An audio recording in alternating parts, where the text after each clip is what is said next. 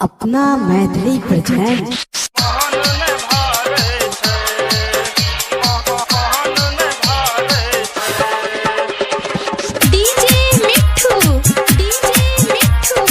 राजा पटसोनी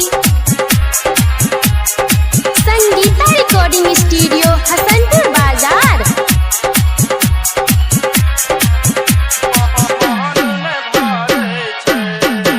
आजकल के मौगी के एगो मरदा से हाँ महन नहीं भरे छे।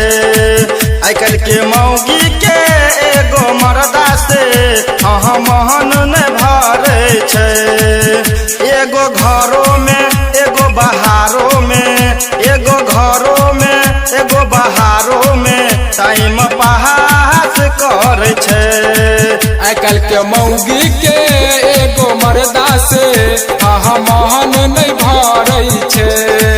आजकल के मौगी के एगो मरदा से हाँ महन नहीं भरे छे। एगो घर में एगो बहार में, एगो घर में एगो बहार में टाइम पास करे छे। आजकल के मौगी के एगो मरदा से हाँ महन नहीं भरे छे।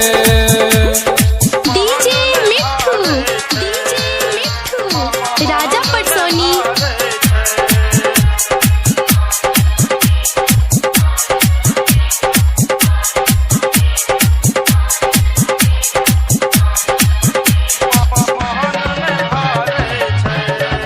घर के मुर्गी ओकरा लागे डाल जना रे। बाहर के साग उखाड़े चिकन जना रे। घर के मुर्गी ओकर लागे दाल जेना रे। बाहर के साग के उखाड़े चिकन जेना रे। नंबर निकालै छै, फोन लगाबै छै, भर दिना बात करै छै। आजकल के मौगी के एगो मरदा से हाँ महन नहीं भरे छे। आजकल के मौगी के एगो मरदा से हाँ महन नहीं भरे छे।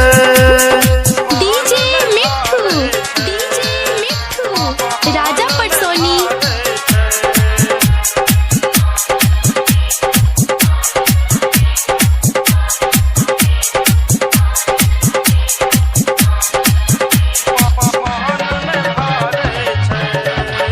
रात के तो दिन के तो बिताबै छै।